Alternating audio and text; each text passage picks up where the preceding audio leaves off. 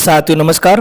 हम राजस्थान के इतिहास और कला संस्कृति में राजस्थानी भाषा और बोलियों के संबंध में चर्चा कर रहे थे। और पिछली कुछ कक्षाओं में हमने राजस्थानी भाषा का उद्भव या उसकी उत्पत्ति किस प्रकार हुई है, उसके बाद में राजस्थानी भाषा का जो वंश वृक्ष है हमने उसकी चर्चा की है। फिर हमने राजस्थानी भाषा की ऐतिहासिकता और जो उसका नामकरण है उसके बारे में अध्ययन किया था। उसके बाद में हमने राजस्थानी भाषा का जो विकास क्रम है उसको देखने की हमने कोशिश की थी। और उसके पश्चात जो राजस्थानी भाषा का जो वर्गीकरण हुआ है, चाहे वे जॉर्ज अब्राहम ग्रियर्सन मोदी द्वारा हो या फिर एलपी टेसीटोरी द्वारा हो, वो सारे के सारे वर्गीकरण भी हमने देख लिए है।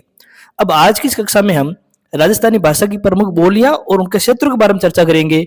उसके बाद एक अलग सी कक्षा में हम डिंगल और पिंगल जो शैलियां है, साहित्यिक शैलियां है, वो क्या होती है, उनकी क्या क्या विशेषता है, उनके बारे में चर्चा करेंगे। और सबसे अंत में हम इस टॉपिक से जुड़े जितने भी पिछली भर्ती में आए हुए प्रश्न हैं उनको हम देखने का प्रयास करेंगे और फिर हमारे टॉपिक आपके पूरा हो जाएगा। तो आज की इस कक्षा में हम राजस्थानी भाषा की जो बोलियां हैं और वो बोलियां किन किन क्षेत्रों में बोली जाती है, उनकी क्या क्या विशेषता है, उस बोली में कौन कौन से ग्रंथ रचे गए हैं, उन सारी बातों को हम जानने का प्रयास करेंगे। राजस्थानी बोलियों में सबसे पहले जो हम बोली पढ़ेंगे वो है आपके मारवाड़ी बोली। और हम देखेंगे कि जो मारवाड़ी बोली है, जिसे हम सामान्यतः पश्चिमी राजस्थान की बोली के नाम से भी जान सकते हैं, उसकी क्या क्या विशेषता है, वो किन क्षेत्रों में बोली जाती है और उसके अधीन कौन कौन सी उपबोलियां आती है, उनके बारे में भी हम चर्चा करने का प्रयास करेंगे।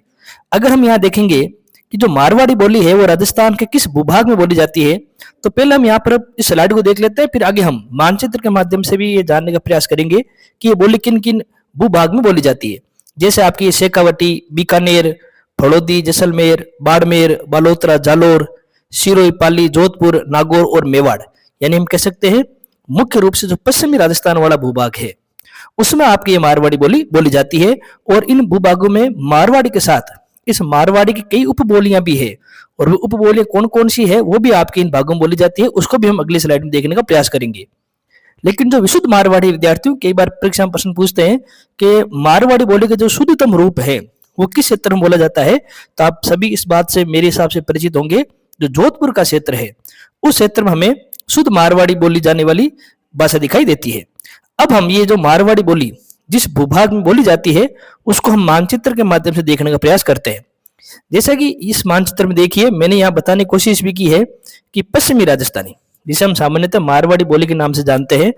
अब आप इस भूभाग को देखिए विद्यार्थियों, जो पूरा पूरा भूभाग है, इस भूभाग में जो बोली बोली जाती है वो आपके मारवाड़ी बोली है और मारवाड़ी की ही कई आपके यहाँ पर सहायक बोली हमें नजर आती है। और इनमें जो शुद्ध मारवाड़ी है वो हमें मारवाड़ अर्थात जोधपुर के क्षेत्र में दिखाई देती है। अब यहाँ पर आप कई सारी बोलियों के नाम भी देख रहे हैं, जैसे बांगड़ी, शेखावाटी, बीकानेरी, थड़ी, जैसलमेरी, ढटकी, फिर ढाटी या धाती, गोड़वाड़ी, नागौरी, देवड़ावाटी, वागड़ी, मेवाड़ी, खेराड़ी, ये जितनी भी बोलियां हैं ये मारवाड़ी बोली की ही विद्यार्थियों उपबोलियां है। हालांकि कई सारी पुस्तकों में, कई सारी गाइडों में हमें ये बात भी नजर आती है कि जो वागड़ी बोली है उसको दक्षिणी राजस्थानी की बोली माना जाता है, जबकि मेवाड़ी को आपके दक्षिणी पूर्वी राजस्थान की बोली माना जाता है। लेकिन सामान्यतः पुस्तकों में ये बात देखने को मिल जाती है कि जो आपके जो मेवाड़ी बोली है या फिर जो आपके वागड़ी बोली है, इन दोनों ही बोलियों को मारवाड़ी बोली की उपबोलियों में शामिल किया जाता है। तो आप इस बात में कंफ्यूजन ना रहे, ये जितनी भी आपकी बोलियां नजर आ रही हैं ये सारी की सारी बोली हमें मारवाड़ी उपबोलियों के रूप में नजर आती है। तो मेरे हिसाब से अब आप समझ गए होंगे, आपने स्लाइड में देखा था कि कैसे इन भागों में आपके मारवाड़ी बोली बोली जाती है और इसी बात को हमने इस स्लाइड के माध्यम से जानने का प्रयास किया है। आप 3-4 बार कोशिश करेंगे तब आपको ये सारी की सारी चीजें समझ में आ जाएगी। इन आप बोलियों को रटने का प्रयास नहीं करें, आप ऐसा प्रयास नहीं करेंगे चोरू, सिक्कर, झुंझुनू में शेखावटी बोली बोली जाती है, रटने का प्रयास नहीं करें। इससे अच्छा है कि आप एक मानचित्र लीजिए और उसी मानचित्र में 4 से 5 बार प्रैक्टिस करें, अभ्यास करें इन बोलियों का। इससे क्या होगा, ये आपको सारी की सारी बोलियां रटने की जरूरत नहीं पड़ेगी और आपके दिमाग में ये पूरा पूरा मानचित्र छप जाएगा। फिर परीक्षा में जैसा भी सवाल आएगा आप उस सवाल को हल कर सकते हैं। तो इसे रटे नहीं, इसे समझे। मैंने भी यहाँ बताने की कोशिश की है कि किन भागों में कौन कौन सी मारवाड़ की उपबोलियां बोली जाती है और शुद्ध जो मारवाड़ी है वो आपके जोधपुर के क्षेत्र में बोली जाती है। तो मेरे हिसाब से आपको समझ में आ गया होगा कि जो मारवाड़ी बोलियां हैं राजस्थान के किन किन भूभागों में बोली जा रही है। अगर हम मारवाड़ी बोली की ऐतिहासिकता की बात करें कि हमें ये कहां से बोली के हमें साहित्यिक हमें स्रोत नजर आते हैं, तो मारवाड़ी बोली का जो प्राचीनतम उल्लेख है वो कुवलई माला ग्रंथ में नजर आता है। आप सब जानते हैं एक हमारे प्रसिद्ध साहित्यकार है जिनका नाम है उदयोतन सूरी। और उदयोतन सूरी ने गुर्जर प्रतिहार के काल के समय 778 ईस्वी सन के आसपास एक पुस्तक लिखी थी। उसी पुस्तक का नाम था कुवलयमाला। और इस पुस्तक में कई सारी भाषाओं का उल्लेख हुआ है और उसमें ही एक आपकी भाषा थी मरु भाषा। अधिकतर आपके जो भाषाविद है उस बात पर सहमत हैं कि जो ये मरु भाषा है, ये मरु भाषा ही बाद में मारवाड़ी के रूप में आपके परिवर्तित हुई है। तो मारवाड़ी भाषा का जो प्राचीनतम उल्लेख है वो हमें कुवलयमाला ग्रंथ में मिलता है और इसका प्रारंभ 8वीं शताब्दी माना जाता है। अब 8वीं शताब्दी को आप रटे नहीं, क्योंकि 778 जो ईस्वी सन है वो आपके 8वीं शताब्दी में शामिल होगा।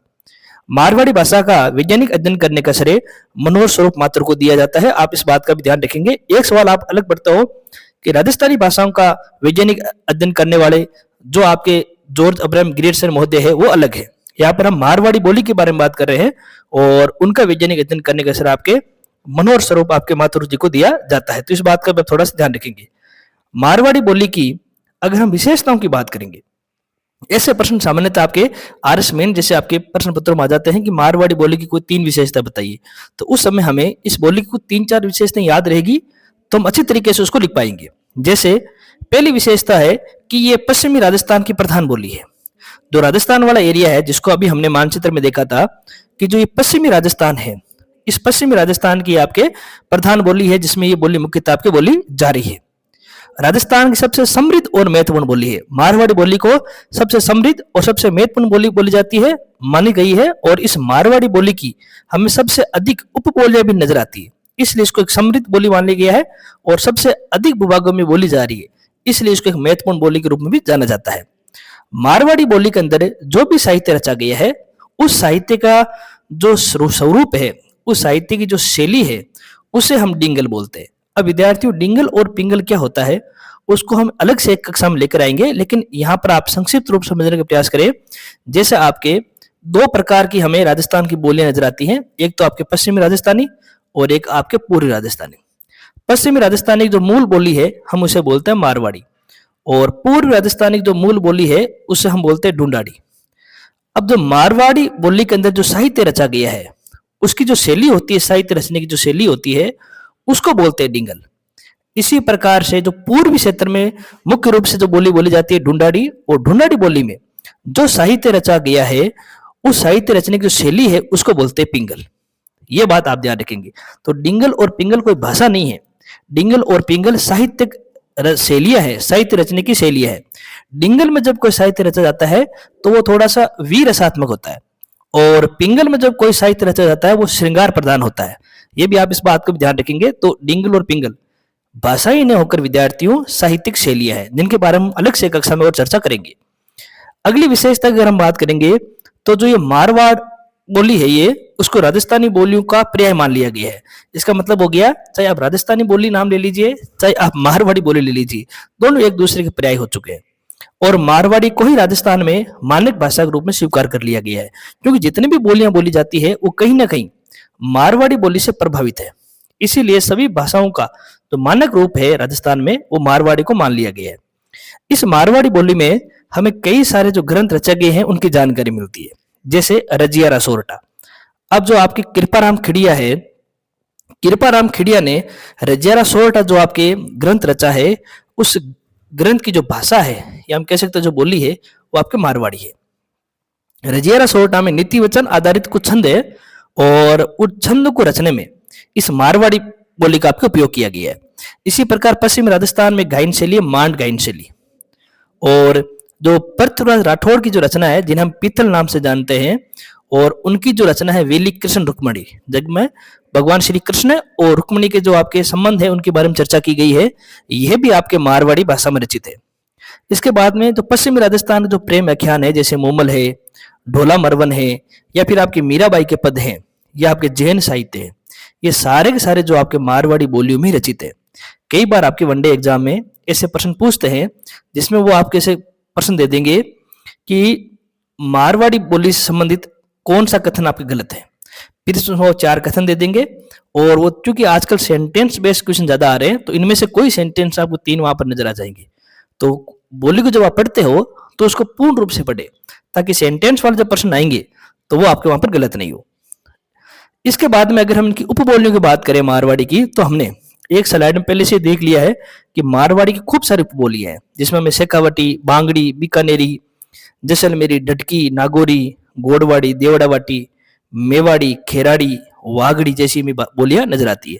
अब हम एक एक बोली के बारे में चर्चा करने का प्रयास करते हैं कि कौन सी बोली की क्या विशेषता है। तो सबसे पहले हम जिसकी उपबोली है वो लेने का प्रयास करते हैं, और वह है विद्यार्थियों शेखावटी बोली। अब जो शेखावटी बोली है, बोली कहाँ जाती है तो आप सब जानते हैं, राजस्थान का जो चूरू, सीकर, झुंझुनू का क्षेत्र है उसे हम शेखावटी प्रदेश बोलते हैं। और शेखावटी प्रदेश में जो बोली बोली जाती है उसी को ही आपके शेखावटी बोली कहा जाता है। मानचित्र में अगर हम देखेंगे तो यहाँ देखिए विद्यार्थियों, मैं फिर कह रहा हूँ, बोलियों को जब आप अध्ययन करें तो अपने साथ मानचित्र रखें ताकि ये बोली आपको आसानी समझ में आ जाए। ये देखिए विद्यार्थियों, ये वाला जो एरिया है चूरू, सीकर और झुंझुनू, इस वाले क्षेत्र में जो बोली बोली जाती है उसी को ही आपके शेखावटी बोली कहा गया है। इसके पीछे कारण यह है कि प्रदेशी शेखावटी प्रदेश के नाम से जाना जाता है। जो आपके बांकीदास ख्यात कवि बांकीदास जो रचित है, जिसमें मारवाड़ इतिहास की जानकारी मिलती है। और जो बांकीदास ख्यात है इसमें शेखावटी शब्द का हमें उल्लेख नजर आता है। तो और शेखावटी बोली का सबसे पहले उल्लेख रेवरन मैकलिस्टर ने किया था।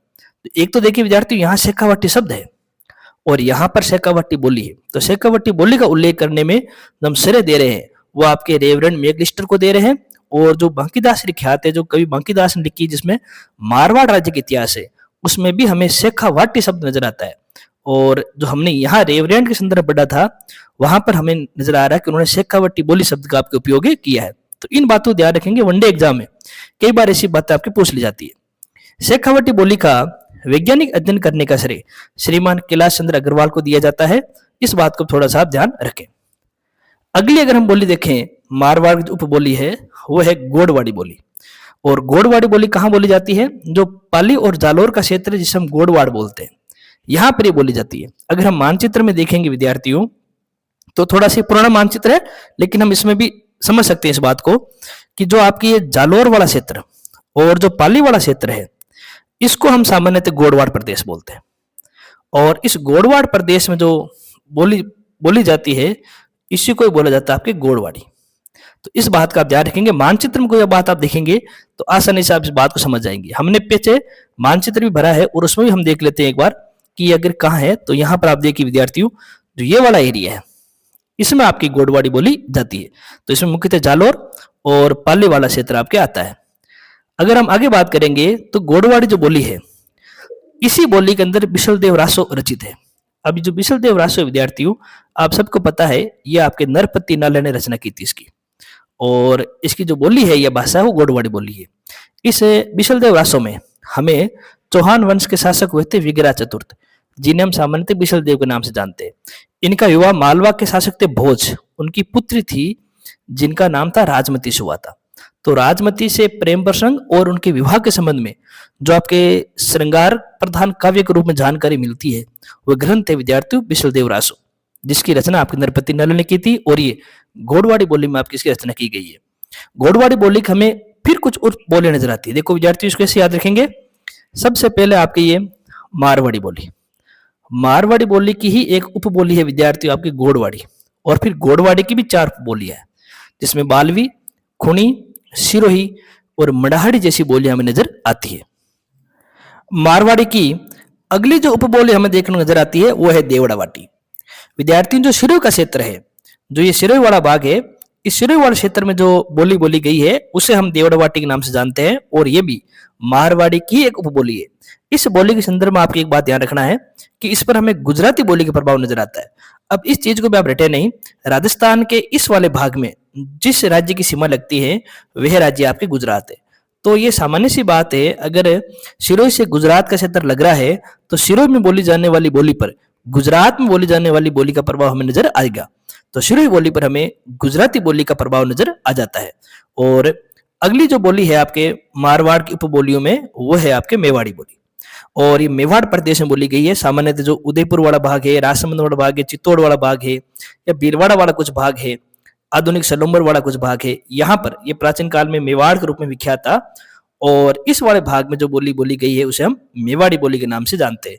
हमने जो मानचित्र भरा था पहले शुरुआत में, वहां पर भी हम एक बार देख लेते हैं इसको कि ये बोली हमें कहाँ नजर आ रही है।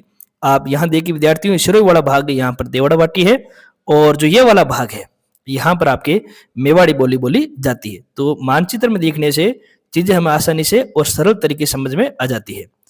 अब जो मेवाड़ी बोली है, इसकी एक विशेषता विद्यार्थियों, राणा कुंभा जो मेवाड़ के शासक हुए हैं, उनके जितने भी नाटक हैं वो सभी के सभी आपके मेवाड़ी बोली में ही रचित है। क्योंकि महाराणा कुंभा मेवाड़ के शासक हुए हैं, तो ये सामान्य बात है कि जो उनके द्वारा रचे गए जितने ग्रंथ हैं, जो नाटक हैं, वो आपके इसी बोली में हमें नजर आएंगे। जो मेवाड़ क्षेत्र से एक लगता क्षेत्र विद्यार्थी वागड़, वागड़ क्षेत्र में जो हम क्षेत्र शामिल करते हैं वो आपके डूंगरपुर और बांसवाड़ा। डूंगरपुर और बांसवाड़ा जो वागड़ क्षेत्र कहलाता है, वहां पर जो बोली बोली जाती है उसको बोलते हैं आपके वागड़ी बोली। आप यहाँ नजर आ रहा है डूंगरपुर और बांसवाड़ा, और इस वागड़ी बोली पर भी हमें गुजराती प्रभाव दिखाई देता है, क्योंकि जो ये डूंगरपुर बांसवाड़ा का एरिया भी गुजरात सीमा से टच है। तो सामान्य सी बात है कि यहाँ पर आपकी ये गुजराती बोली का प्रभाव इस पर भी हमें नजर आएगा। जॉर्ज अब्राहम ग्रेसन मोदी ने कहा था कि वागड़ी बोली एक प्रकार की भीली बोली है, जो आपके भील जनजाति है उसके द्वारा इसका प्रयोग करने के कारण जॉर्ज अब्राहम ग्रेसन मोदी ने वागड़ी बोली को ही आपके भीली बोली के नाम संबोधित किया था। जो पुराना मानचित्र हमने देखा था, वहां पर भी हमने देखा है कि जो ये वाला एरिया है डूंगरपुर बांसवाड़ा वाला, यहाँ पर आपकी ये वागड़ी बोली जाती है। तो मेरे हिसाब से ये जो वागड़ी बोली है, इसको भी आप सही प्रकार से समझ गए होंगे। वागड़ी बोली के बाद में अगली जो बोली है विद्यार्थी, वो है खेराड़ी, खेराड़ क्षेत्र, जो आपके भीलवाड़ा, बूंदी, टोंक का आसपास क्षेत्र है, जो बनास बेसिन का भाग है। और एक आम नाम पर तो खिराड़, एक आम नाम पर तो माल खिराड़। जब आप ज्योग्राफी पढ़ते हो राजस्थान की, तो वहां पर आपकी दोनों नाम आपको नजर आ जाते हैं। जो खिराड़ प्रदेश है, भीलवाड़ा, बूंदी, टोंक, सामान्यतः बनास बेसिन वाला भाग, वहां पर जो बोली बोली गई है उसे बोलते हैं खेराड़ी बोली। और ये मीणा जनजाति की प्रिय बोली है। अभी हमने देखा था वागड़ी बोली, जो आपके भील जनजाति की प्रिय बोली थी, इसलिए इसको भीली कहा गया था। खेराड़ी बोली आपके मीणा जनजाति की प्रिय बोली है। और एक बात आप और ध्यान रखेंगे एग्जाम के दृष्टिकोण से, खेराड़ी बोली आपके मेवाड़ी, हाड़ौती और ढूंढाड़ी का मिश्रण है। अब मैं कह रहा हूं आप इस बात को रटे नहीं, इसको भी हम मानचित्र के माध्यम से आसानी से समझ सकते हैं। कैसे समझ सकते हैं विद्यार्थियों? तो जब आप इस मानचित्र को देखेंगे तो हमें जो खेराड़ी बोली है वो हमें यहाँ पर नजर आ रही है, इस वाले भाग में। अब मैं कह रहा हूं जो खेराड़ी बोली है, हमें उस पर जो मेवाड़ी बोली है, या फिर जो आपके वागड़ी है, और या फिर माफ कीजिए जो आपके हाड़ौती है, और हाड़ौती के बाद में आपके जो आपके ढूंढाड़ी है, इन तीनों बोलियों का प्रभाव नजर आता है। और हम कैसे याद रखेंगे? आप देखिए खेराड़ी के आसपास यहाँ पर जो क्षेत्र है उसको बोलते हैं हाड़ौती। आप सब इस बात से परिचित होंगे। और खेराड़ी थोड़ा सा ऊपर इस तरफ जो बोली बोली जाती है उसको अपन बोलते हैं ढूंढाड़ी। और खेराड़ी का आपके उत्तर पश्चिम में देखिए, यहाँ पर जो बोली बोली जाती है वो होते मेवाड़ी। तो एक प्रकार से ढूंढाड़ी क्षेत्र, इसके बाद में मेवाड़ क्षेत्र, और हाड़ौती क्षेत्र के बीच वाले भाग में खेराड़ी बोली बोली जाती है। तो खेराड़ी बोली बोली जा रही है उस क्षेत्र से ढूंढाड़ प्रदेश भी लग रहा है, हाड़ौती प्रदेश भी लग रहा है, और मेवाड़ प्रदेश भी लग रहा है। तो सामान्य सी बात है, इस बोली पर हमें मेवाड़ी, इसके बाद में ढूंढाड़ी और हाड़ौती तीनों का प्रभाव हमें नजर आएगा। तो ये बात जो हमने अभी पढ़ने का प्रयास किया है, आप इस चीज को भी रटे नहीं। देखो रटने की आवश्यकता नहीं है, मानचित्र में हम कोई कार्य करेंगे तो हमें आसानी से बात समझ में आ जाएगी। तो अगली जो बोली है, सामान्यतः अब मारवाड़ी की जो अन्य उपबोलियां हैं उनके संदर्भ में एक दो बातें याद रखनी है, क्योंकि परीक्षा के उपयोगी या परीक्षा के दृष्टिकोण से यही हमें बात अक्सर पूछते हैं कि कौन सी बोली किस क्षेत्र में बोली जाती है। तो मारवाड़ की जो अन्य उपबोली है उनके बारे में बात करेंगे। तो जो थड़ी बोली है वो बीकानेर बोली गई है। हम इन सबको मानचित्र में करने का प्रयास करेंगे। अभी बीकानेरी बोली बीकानेर क्षेत्र में, ढडकी बोली ये दक्षिणी जैसलमेर में, फिर ढाटी या धाती बोली बाड़मेर क्षेत्र में, नागौरी बोली नागौर क्षेत्र में, धावड़ी बोली उदयपुर के आसपास के भागों में ये बोली जाती है। इसके अलावा जो गरासी बोली है, ये गरासी जनजाति द्वारा प्रतापगढ़ के क्षेत्र में बोली जाती है। और एक है आपके बांगड़ी बोली, ये जो आपके बीकानेर का पूरी भाग है जिसे गंगानगर हनुमानगढ़ का हिस्सा लगता है, वहां पर ये बांगड़ी बोली जाती है। अब देखो विद्यार्थियों, एक जैसे कुछ शब्द हैं। एक आपके है विद्यार्थियों, देखिए वागड़ी, जो डूंगरपुर और बांसवाड़ा में बोली जाती है। तो मैं यहाँ लिख देता हूं एक बार, डूंगरपुर और बांसवाड़ा में। फिर अभी हमने पढ़ा था बांगड़ी, और बांगड़ी आपके बीकानेर, श्री गंगानगर, हनुमानगढ़ में। एक हमने नाम पढ़ा था विद्यार्थियों रांगड़ी, जो आपके भीलवाड़ा, जो आपके टोंकवाड़ा प्रदेश है, वहां पर बोली जाती है। उच्चारण लगभग एक जैसा है, लेकिन ये बोलियां अलग अलग है। अब हम इन बोलियों को एक बार फिर से मानचित्र में करने का प्रयास करते हैं, तो हमें और अच्छे से समझ में आ जाएगा। जैसे विद्यार्थियों बीकानेर का पूरी भाग है, और इससे लगता हुआ आपके श्री गंगानगर हनुमानगढ़ वाला भाग है। यहाँ पर जो बोली बोली जाती है उसको बोलते हैं विद्यार्थियों आपके बांगड़ी बोली। ये बीकानेर के अंदर एक और बोली बोली जा रही है जिसको हम बोलते हैं बीकानेरी। और इसी के ही भागों में एक और बोली हमें जो नजर आ जाती है वो है आपके थली। फिर जैसलमेर के भाग में जैसलमेरी, नाम से बिल्कुल क्लियर हो रहा है विद्यार्थियों, सरल है बिल्कुल। और फिर जैसलमेर के दक्षिणी कुछ हिस्सों में यहाँ पर एक बोली बोली जा रही है जिसको बोलते हैं अपन ढटकी। और इसके अलावा जो आपके बाड़मेर का जो उत्तरी भाग है ये वाला, यहाँ पर जो बोली बोली जा रही है उसको बोलते हैं डाटी या धाती। तो इसको भी आप थोड़ा सा ध्यान रखेंगे। और जो नागौर वाला एरिया है, जो नागौर वाला एरिया है वहां पर जो बोली बोली जा रही है इसको हम बोलेंगे आपके नागौरी बोली। तो सारे के सारे जो बोलियां हैं वो हमने मानचित्र में करने का प्रयास किया है। इसके अलावा एक जो गरासी बोली है ये तो सामान्य बात है, प्रतापगढ़ में है। एक जो उदयपुर के आसपास में जो बोली बोली जा रही है उसको बोलते हैं धावड़ी बोली। ये जो उदयपुर वाला हिस्सा है इसमें जो बोली एक हमें मेवाड़ी की जैसी बोली एक नजर आ रही है उसको बोलते हैं आपकी धावड़ी बोली। तो इस प्रकार से विद्यार्थी हमने मारवाड़ की जो मुख्य बोली है मारवाड़ी और उसकी जो सहायक बोलियां है या उसकी उपबोलियां है उन सभी बोलियों के बारे में हमने अध्ययन किया है। और मानचित्र के माध्यम से हमने जानने का प्रयास किया है कि कौन सी बोली किस भूभाग में बोली जा रही है। और हमने एक समग्र मानचित्र भी लिया है। इस पूरे मानचित्र में हमें लगभग सारी बोलियों के क्षेत्र हमें नजर आ जाएंगे। अब अगली कक्षा में हम पूर्वी राजस्थान की ओर बोली जाने वाली बोली जिसकी मुख्य बोली डुडाडी है और फिर उसकी अन्य उपबोलियां हैं उनके बारे में अध्ययन करने का प्रयास करेंगे। तब तक के लिए धन्यवाद।